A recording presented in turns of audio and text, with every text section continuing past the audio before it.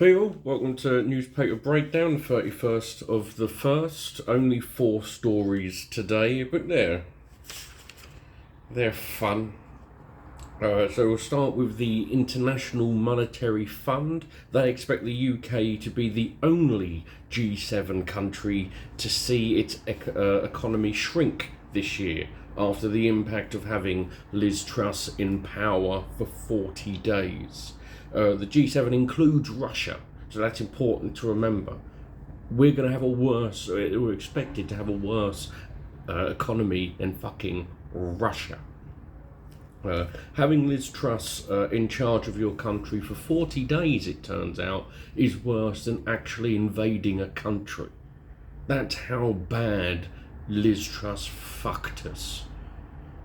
All of the sanctions Russia has, it does not matter because we allowed Liz Truss to make some decisions and it all went fucking terrible. IMF believes that the UK economy will shrink 0.6% this year, which is a 0.9% change from when the IMF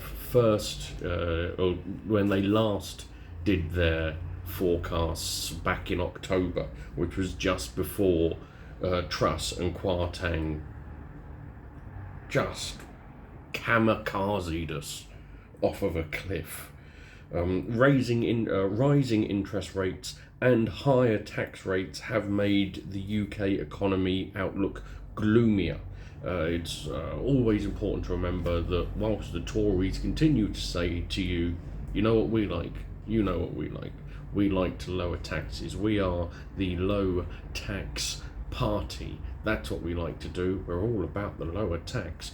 We have the highest tax burden in about 70 years. All of it, everything they say, is a lie. And you may think, Jesus, actually go after the Tories a lot. They're the ones in power. That's why. If the Tories lose the next election, I'll be doing a lot more on Labour, because there's no point talking about the majority of anything else when the people in power are the ones who get to make all the decisions. Especially when you've got a parliamentary majority, they can do what they like. It doesn't matter what the opposition does.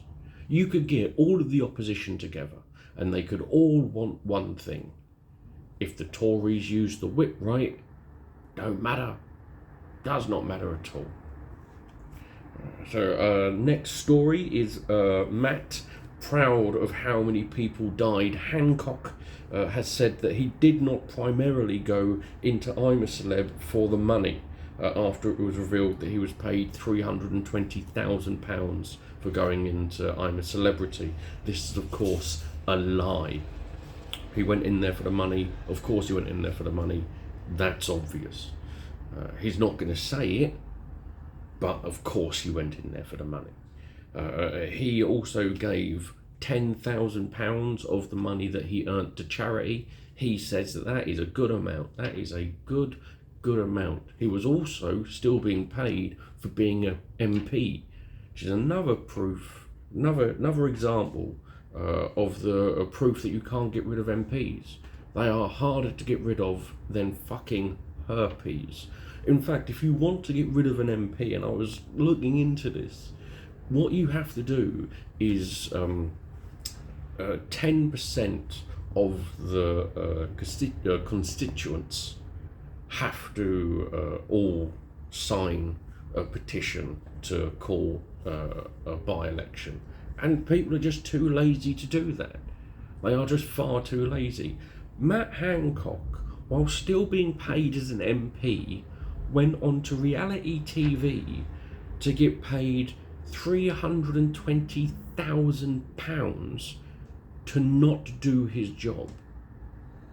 And everyone in his constituency, oh no, this is terrible, you can't do this. Did they do anything about it? Did they bollock? Because we get what we deserve. Jacob Rees-Mogg, the Tory MP and antithesis of progression, has said that we must not be too snowflakery. about the allegations of Dominic Raab's bullying of civil servants.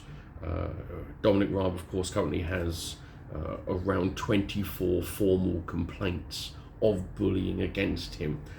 Jacob Rees-Mogg saying this is what you expect.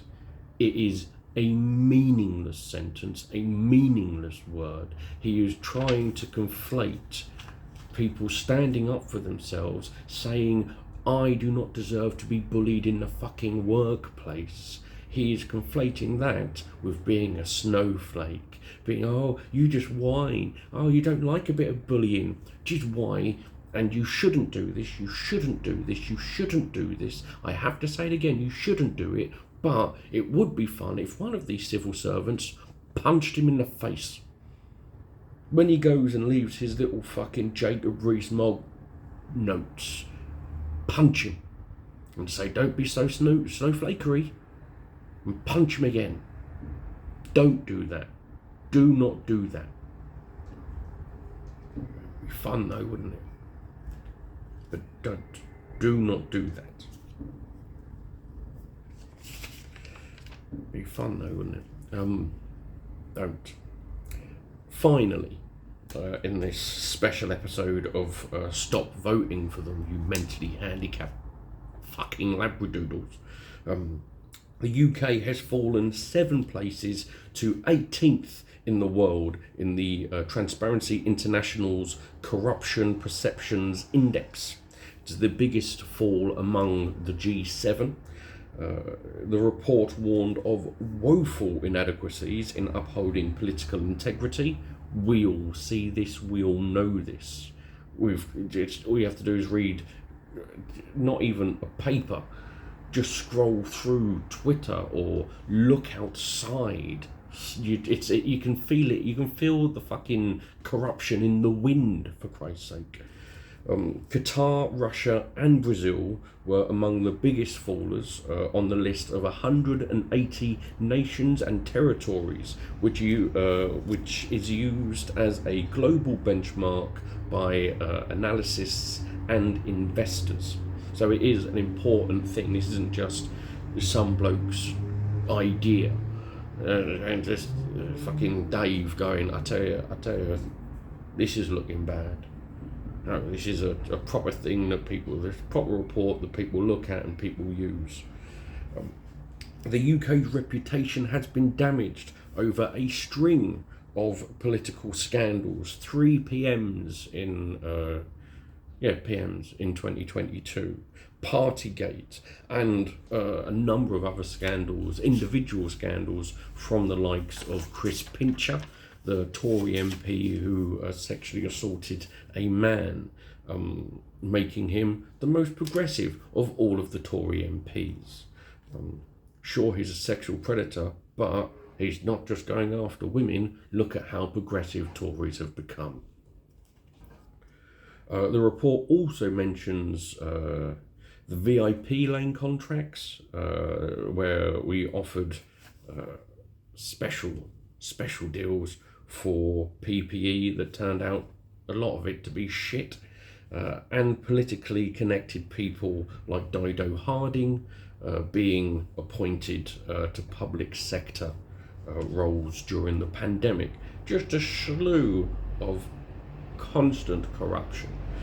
Sunak's appointment of an ethics advisor in December is seen as a step in the right direction by the report, though it should also be mentioned that the ethics advisor doesn't really have any form of independence and is chained to the wants and whims of Sunak, making the ethics advisor quite pointless. Well, quicker one today. Hope you all enjoyed it. Catch you tomorrow.